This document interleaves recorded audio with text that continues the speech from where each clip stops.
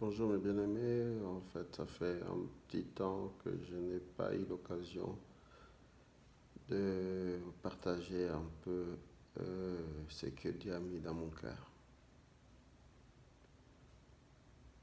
Je voudrais souhaiter la bienvenue à tous les nouveaux.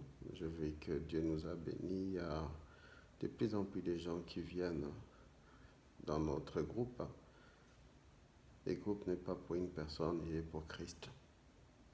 Et j'aimerais de tout cœur que Dieu puisse aider ceux qui auront dans ce groupe d'avoir les informations nécessaires pour les aider dans ces temps de faim, de se préparer pour les plus grands des événements que Dieu nous parle étant l'enlèvement. Je voulais en fait m'organiser pour pouvoir vous donner des enseignements approfondis, mais j'ai réalisé que le temps n'est plus là et qu'il y a des priorités. Comme dit souvent Rena Bonke, nous ne sommes pas là pour pouvoir plaire aux gens ou amener les gens dans un endroit, mais nous sommes là pour les sauvetages. Le bateau est en train de couler, il n'y a pas le temps de jouer, il y a juste le temps de prendre les naufragés et les ramener dans le bateau, car le temps est devenu très mauvais. Voilà pourquoi je tenais absolument à partager, bien sûr, comme vous connaissez, donc nous n'avons pas le monopole de la connaissance. Nous ne prétendons pas avoir toute la vérité. Parce que la Bible nous dit clairement que nous connaissons qu'en partie. Et le fait d'être justement conscient de cette situation démontre que nous sommes dans la vérité. C'est lui qui dira qu'il connaît tout. C'est celui-là qu'il faut se méfier. Les pharisiens, les sadducéens, c'est eux qui croyaient tout connaître. Et Jésus les a appelés hypocrites, des tombeaux blanchis. Nous ne sommes pas de cela. Je voudrais parler de l'enlèvement. L'enlèvement, c'est un thème dont on entend parler régulièrement. Mais avant de parler d'enlèvement, il sera préférable de parler d'abord de la sainteté. Parce que sans la sainteté, il n'y a pas d'enlèvement pour nous. Dieu est clair. Personne ne rentrera dans le royaume des cieux. Si ce n'est, c'est lui qui est saint, justifié par Dieu lui-même. Pas par nous, pas par nos pasteurs, pas par les gens qui pensent que nous sommes bien ou mauvais. Le seul juge, c'est Christ. C'est lui à qui nous devons toutes choses. C'est le seul juste. Le seul, je dis bien le seul. Il n'y a pas un seul sur la terre, dans les cieux, sur la terre, qui a été trouvé juste. Sinon, Jésus-Christ est le Fils de Dieu vivant. Voilà pourquoi il est le seul juste à juger tout homme, tout être, parce que lui est juste parmi tous les injustes. Au lieu d'être strict, au lieu de s'enorgueillir, au lieu de montrer qu'il est différent, bien au contraire, il a eu la compassion pour nous. Il nous a aimés sans condition. Il s'est donné même la mort pour que nous puissions avoir la vie. Il n'y a pas un homme, il n'y a pas un être qui peut être semblable à lui. Il n'y a pas un amour plus grand que celui de Christ. Frères et sœurs, c'est vraiment une opportunité à saisir. Réalisez d'abord l'amour de Christ. Cet amour inconditionnel, cet amour sans mesure, cet amour qui ne soupçonne pas le mal. Corinthiens 13, qui ne se jalouse pas, un amour parfait. Bref, au-delà de toute pensée, de toute imagination. Oui, Christ est là pour nous faire du bien. Il est là parce qu'il veut changer notre vie. Il est là parce qu'il veut nous sauver. Il a tout donné. Il n'a rien retenu, tout donné. Il l'a confirmé à la croix en disant « J'ai tout accompli ». Quoi? Qu'est-ce qu'il a accompli à la croix? Tout ce que nous avons besoin pour mériter le salut. Tout ce que nous avons besoin pour retrouver le chemin de Dieu. Tout ce que nous avons besoin pour sortir de tout problème, quel que soit le problème que nous avons. Christ est la solution. Il n'a pas la solution, il est la solution. La différence est énorme. Voilà pourquoi, en ces jours encore, où nous nous approchons de Pâques, symbole de la grâce, de la puissance, de la résurrection de Christ. Oui, aujourd'hui, nous fêtons les œufs. Tout le monde achète des œufs, c'est Pâques. Mais est-ce qu'on comprend les symboles des œufs? Les œufs, c'est un nouveau recommencement. Les œufs, c'est la vie en cours. Parce que dans l'œuf, qu'est-ce qui va se sortir? Un être vivant que nous sommes, de nouvelles créatures. Il n'y a pas plus grande fête pour nous chrétiens que Pâques. Il n'y a pas plus grande fête pour nous qui espérons un jour rentrer dans la présence de Dieu que Pâques. Voilà pourquoi il est tellement important pour nous, enfants de Dieu, de prendre conscience de ce moment historique, un moment exceptionnel que Dieu nous a donné dans sa bonté, dans sa grâce. Je disais que je voudrais d'abord parler de la justice de Dieu. Avant, quand j'entendais la justice, je tremblais. Quand j'entendais la justice de Dieu, je tremblais. Pourquoi? Parce que je me disais qui est juste devant Dieu et je n'avais pas tort. Lorsque j'entendais la justice, je ne me rassurais pas parce que je n'étais pas sûr de pouvoir faire face devant Dieu. Tu sais, beaucoup de gens croient être justes. Beaucoup croient être justes.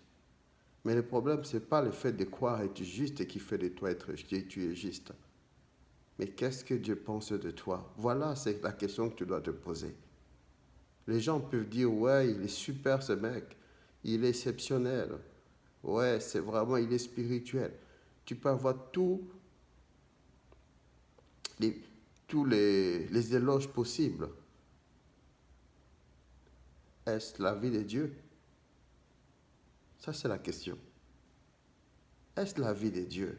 Les gens peuvent t'honorer, ils peuvent penser bien de toi. C'est très bien. Mais qu'est-ce que Dieu pense de toi? Je préfère que le monde pense que je suis le pire des personnes, le plus mauvais qui soit, mais que Dieu, lui, puisse trouver que je valais la peine et qu'il puisse me justifier, plutôt que le contraire. La Bible ne dit-il pas que si le monde vous aime, vous n'êtes pas de Dieu? Parce que Jésus lui-même a été haï par le monde. Comment le monde peut aimer celui qui vient de Jésus alors qu'il a haï Jésus, qui est notre maître? Donc, pensez bien à ce que je viens de vous dire.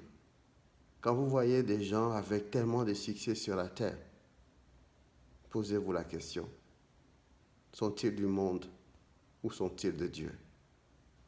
Parce que tous ceux qui sont de Dieu ne sont pas des stars dans le monde. Vous pouvez être sûr. Ce n'est pas que je l'ai dit, c'est une certitude de ce que Dieu nous dit. Je ne vais pas être très long parce que ça fait très longtemps et j'ai appris à ne pas être très très long aussi parce que les gens n'ont pas suffisamment le temps pour suivre.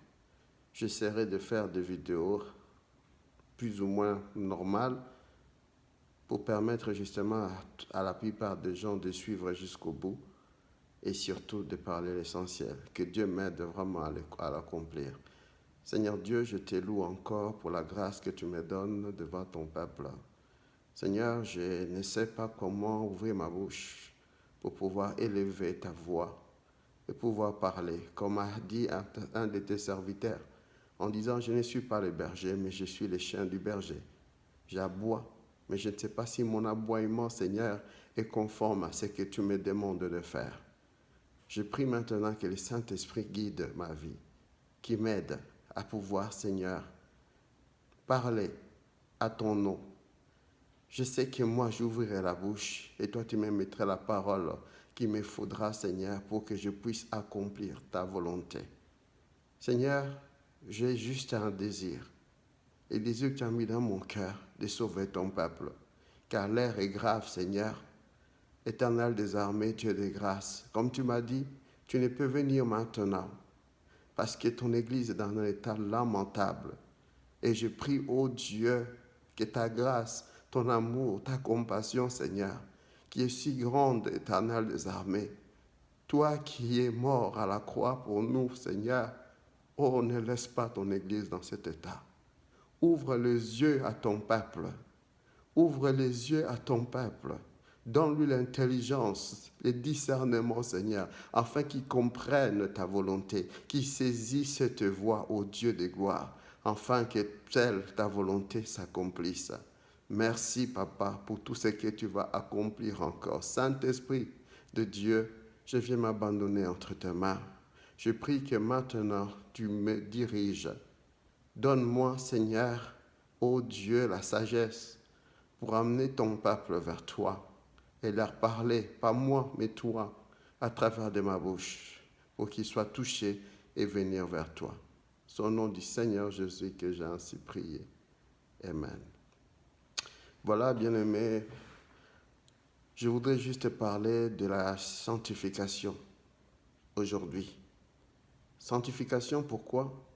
Comme je disais au début en disant que nous ne pouvons pas parler, bien sûr, de l'enlèvement sans la sanctification.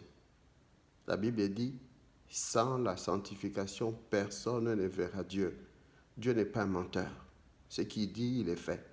Si Dieu le dit, c'est que si tu n'es pas sanctifié, tu ne le verras pas. Que tu le veuilles ou non, c'est ça la vérité. Mais c'est quoi être justifié? C'est quoi être sanctifié? Voilà les grands problèmes que nous allons essayer de débattre. Aujourd'hui, il y a beaucoup de confusion dans nos églises.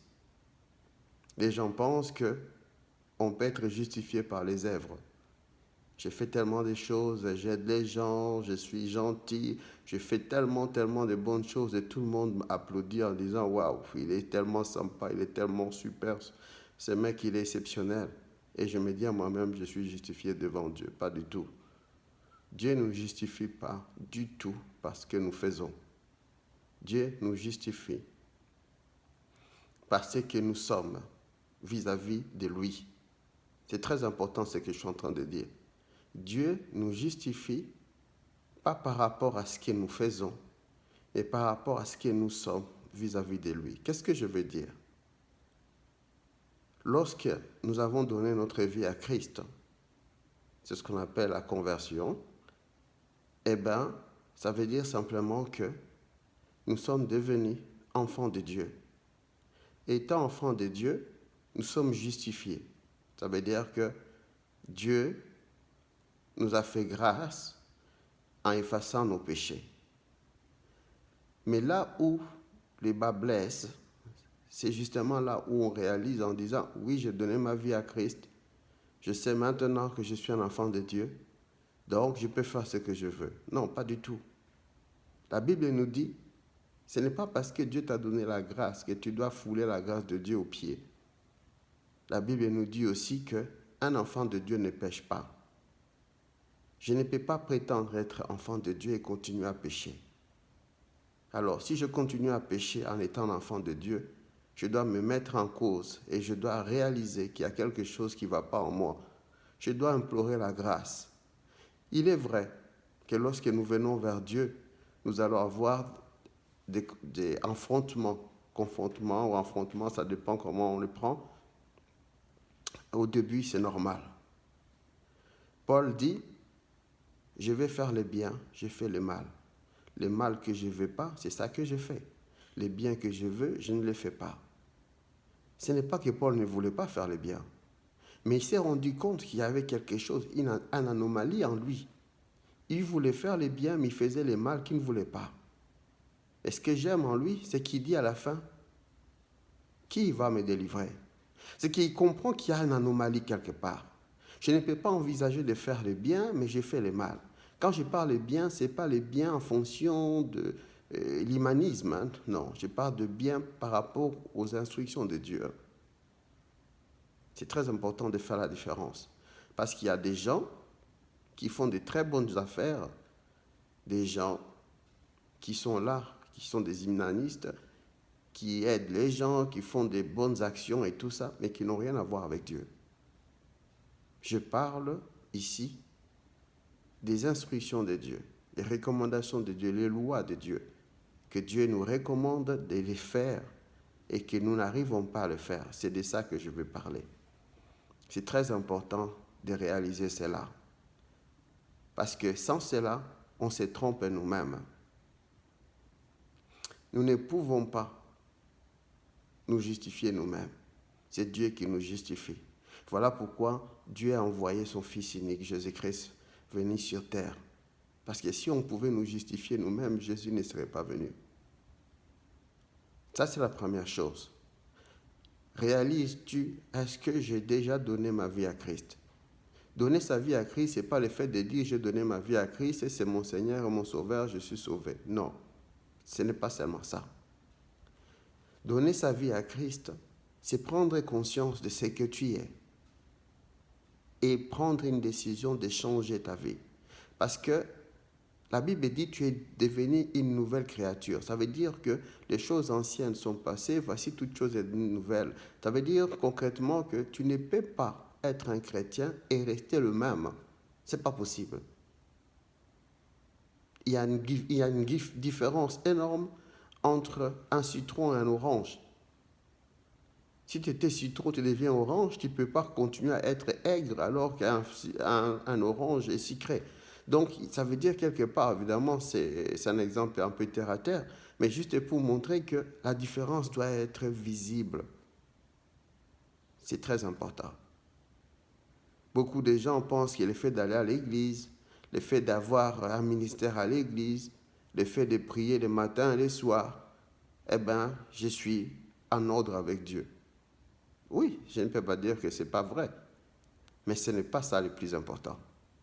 Le plus important, c'est quelle est ta relation réelle avec Dieu. Qu'est-ce que tu fais de concret? Est-ce que tu suis ce que Dieu te dit? Tu as la crainte de Dieu réellement dans ton cœur? Est-ce que tu refuses le péché? Parce que si tu cajoles les péchés, je t'assure, le péché va te tuer. La Bible dit de ne craindre qu'une seule chose. Même les diables qu'on a tant peur, les sorciers, qui que ce soit, les occultistes, tout ce que tu veux, nous ne devons jamais avoir peur d'eux, parce qu'ils peuvent rien nous faire. Mais par contre, la Bible dit d'avoir peur du péché, car le salaire du péché, c'est quoi? La mort. Tu ne peux pas avoir le péché et vivre. Le péché, c'est un poison. Un poison, quand il rentre dans ton corps, il finit toujours par te tuer. C'est pour ça qu'il est préférable pour nous, en tant qu'enfants de Dieu, de rejeter les péchés de toutes sortes. Priez, jeûnez, faites ce que vous voulez, mais arrivez à vaincre le péché. Voilà la première étape. Ça ne sert à rien d'aller à l'église, faire toutes sortes de choses, en continuant à faire le péché. Tu perds ton temps. Parce que je t'assure, mon frère, ma soeur, le jour où il y aura l'enlèvement, tu vas pleurer. Dieu ne va pas regarder que tu allais à l'église. Dieu ne va pas regarder que tu prêchais. Dieu ne va pas regarder que non, tu priais pour les malades, ils étaient guéris. Dieu ne regarde pas toutes ces choses. Parce que Dieu peut te donner un don. Un don, ce n'est pas un fruit. Il y a une grande différence entre les deux.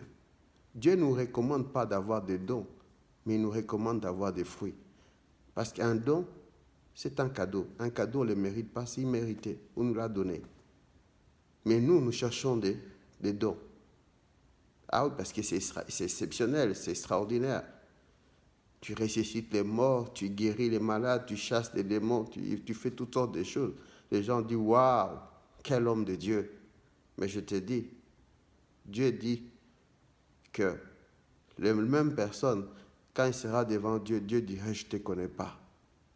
Tu vas dire, mais moi, j'ai guéri les malades, j'ai ressuscité les morts, j'ai fait des grandes choses en ton nom. Dieu te dit, je ne te connais pas. Ça veut dire quoi? Ça veut dire concrètement, les dons là que nous cherchons pour devenir célèbres, pour devenir je ne sais pas quoi, pour que les gens puissent réaliser que nous sommes spirituels, nous nous trompons nous-mêmes. Mais par contre, les fruits de l'esprit, jamais quelqu'un va retrouver les fruits de l'esprit en enfer. Jamais. Il n'y a pas un seul fruit de l'esprit en enfer. Pas un seul. Mais tu peux te retrouver avec tes dons en enfer. Le diable, il est diable. Il a les dons. Il guérit, il ressuscite, il fait toutes sortes de choses. Je ne peux pas dire qu'il n'est pas puissant. La Bible même l'appelle homme fort. Mais c'est le diable. Est-ce qu'il a l'amour? Il n'en a pas. Est-ce qu'il a la joie? Il ne peut pas l'obtenir. Est-ce qu'il a la paix? Comment veux-tu avoir la paix sachant que tu es condamné? Il ne peut pas avoir le fruit de l'esprit. Impossible. Si le diable n'a pas le fruit de l'esprit, ses adeptes n'auront pas non plus. Parce que nous recevons que ce que le Maître nous a donné. C'est pour ça qu'il est préférable, nous, en tant que chrétiens, que nous recherchons les fruits de l'esprit. Plus qu'autre chose. Cherchez à sortir de toutes sortes de choses qui nous empêchent de saisir les fruits de l'esprit. Fuyons les péchés. Je vous assure, fuyons les péchés. Le temps est mauvais. Dieu nous donne encore un temps, mais je ne sais pas jusqu'à quand. Je ne sais pas jusqu'à quand. Je vous ai parlé du rêve que mon épouse a eu concernant l'enlèvement, dont j'ai eu la suite en priant. Dieu m'a montré des choses sur l'enlèvement. Je vous assure, je n'ai pas de parole. J'ai vu des gens dans des églises en train de pleurer comme des enfants, perdus complètement, désemparés, ne comprenant plus rien, parce qu'ils se disaient, mais ce n'est pas normal. On s'est investi à fond, on croyait dans les bons, mais pourquoi nous sommes restés? Pourquoi Dieu ne nous a pas pris? Je vais vous dire une chose. Dieu ne vient pas chercher les enfants dans l'enlèvement. Il vient chercher son épouse. La différence est énorme. Hein? Lisez bien la Bible. Lisez bien votre Bible. Dieu dit, je vais venir chercher mon épouse. L'épouse est beaucoup plus intime qu'un enfant. Donc ça veut dire que c'est un statut au-dessus. Raison pour laquelle nous devons nous préparer sérieusement, moi y compris. Personne ne peut être certain d'être enlevé. Personne. Il n'y a que Dieu qui sait. Beaucoup de gens qui croient être enlevés, je le croyais aussi. Mais j'ai compris, à travers ce que Dieu m'a fait voir, que beaucoup seront surpris. Beaucoup. Mon frère, si tu entends cette vidéo, c'est que Dieu t'aime. Si tu entends cette vidéo, comme Dieu dit, n'endurcis pas ton cœur.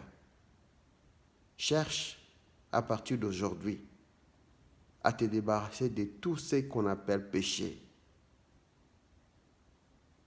La Bible dit, Dieu nous a donné cette capacité. Il nous a donné cette capacité. Invoque Dieu, il va te sauver. Invoque Dieu, il te donnera la force de vaincre le péché. Il a vaincu le péché. Il n'y a pas un petit péché qui est resté. Non, il l'a vaincu totalement. S'il y a une chose que Dieu a totalement vaincu, c'est le péché. Vous savez quoi? Il est vrai que Jésus est venu sur la terre dans le but de nous sauver. Mais ce n'était pas le but ultime. Le but ultime, c'était de vaincre le péché. Parce que quand le péché est vaincu, le résultat est plus que magnifique. C'est pour ça que Jésus a dit, tout est accompli. Ça veut dire quoi? Il a vaincu totalement le péché. D'ailleurs, la Bible elle dit, le Fils de Dieu est venu pour vaincre les choses du diable. C'est dit clairement. Il est venu pour les vaincre, pour détruire tout ce que le diable a fait, tout ce que le diable a sémé dans le monde pour détruire le monde. Jésus est venu pour les détruire. Donc, demain, nous ne pouvons pas dire en disant, mais oui, mais Père, tu sais, on était condamnés, on ne pouvait pas. Il va te dire, j'ai fait tout ce que j'ai pu. Je t'ai donné toutes les opportunités. C'est pour ça que c'est lui, aujourd'hui, qui ne va pas écouter la parole de Dieu. C'est lui qui va rejeter Jésus parce qu'il ne veut pas le comprendre. Les jours où il sera en face de Dieu, il ne pourra plus avoir d'argument. Ça serait trop tard. Parce que Dieu ne peut pas faire ce qu'il a fait. Il a fait au-delà de ce que nous avons imaginé, pensé. Je laisse une partie ouverte. C'est-à-dire que s'il y a des gens qui ont des questions, n'hésitez pas sur les groupes questions et réponses de la Bible.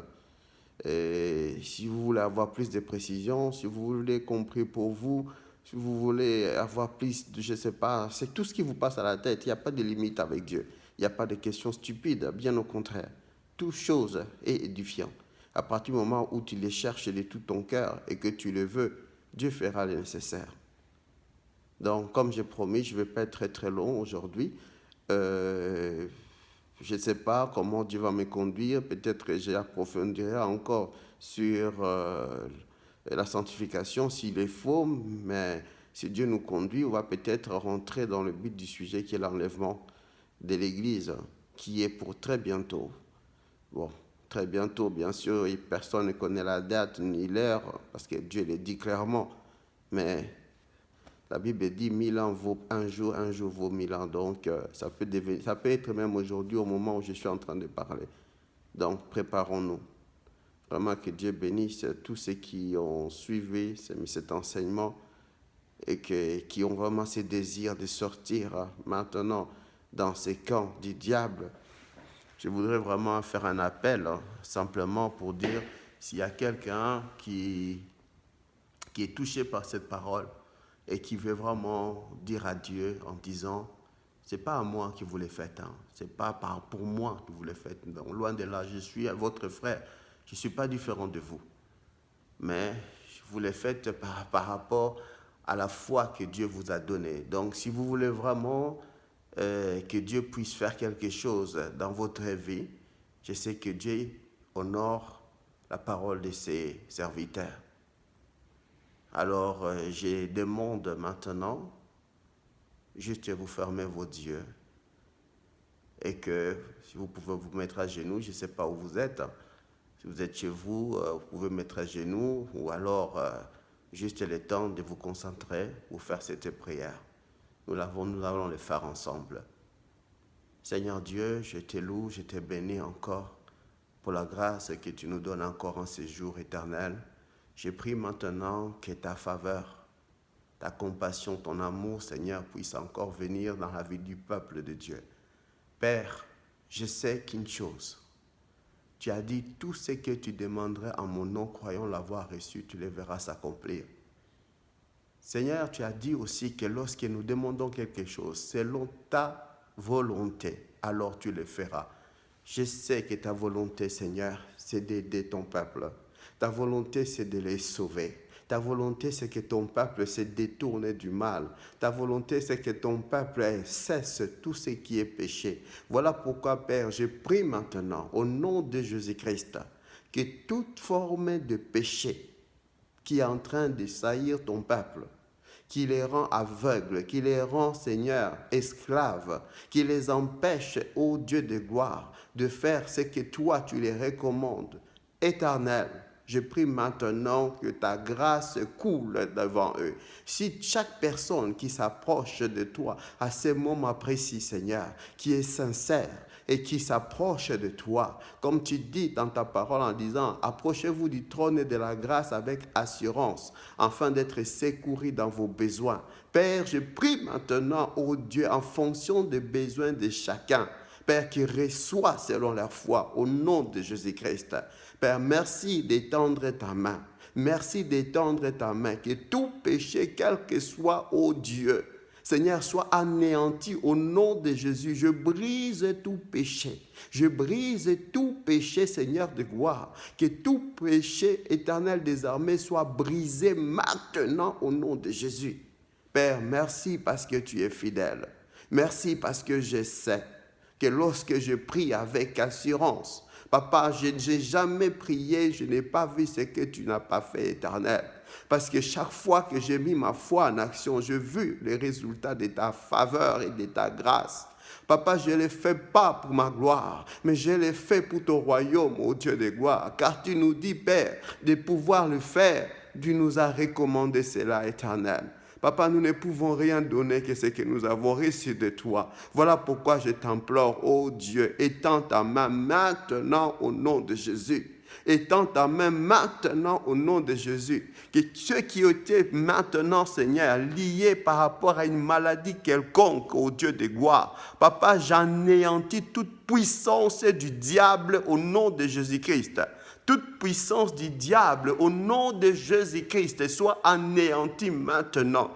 Tout lien, quel que soit, ô Dieu de gloire, peu importe, ô Dieu, je sais que tu es au-dessus de toutes choses, car la parole de Dieu déclare que tout genou fléchit devant toi et toutes les langues confessent que tu es le Seigneur des Seigneurs. Je confesse maintenant que tu es leur Seigneur dans leur vie. Je confesse maintenant, Seigneur, que tu es le Sauveur de leur vie. Papa, merci, parce que tu es fidèle, que toute la gloire te revient. Son nom dit Seigneur Jésus, que j'ai ainsi prié.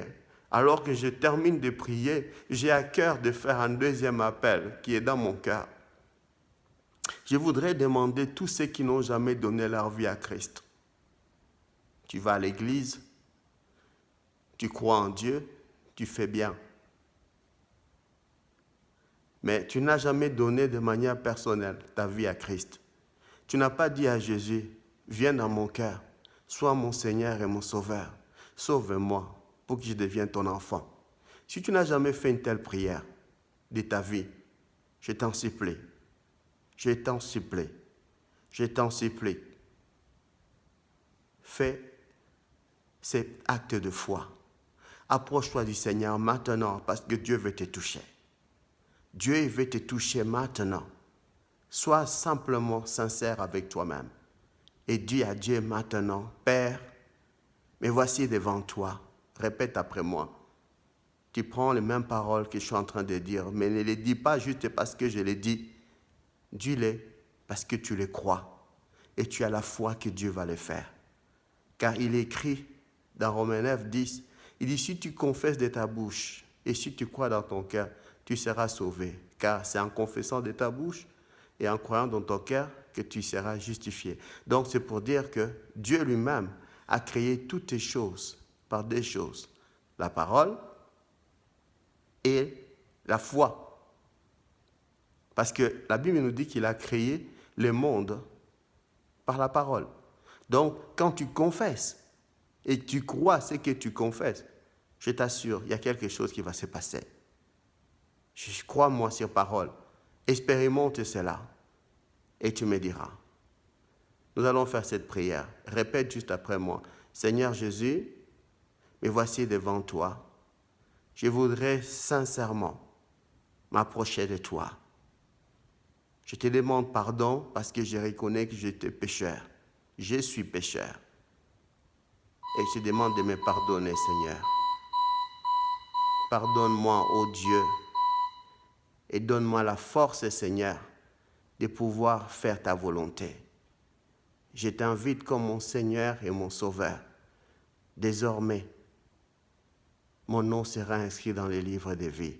Merci, Seigneur, de me sauver. Merci d'être mon Seigneur et mon Sauveur. Merci de faire de moi ton Fils. Je te le demande au nom de Jésus. Si tu as fait cette prière avec foi, si tu as crié dans ton cœur réellement, Sois sûr que Dieu l'a fait. Sois béni. Que Dieu vous bénisse tous. C'est au nom du Seigneur Jésus que nous avons ainsi prié. À très bientôt, mes amis. Que Dieu vous bénisse. Je vous aime de l'amour de Dieu.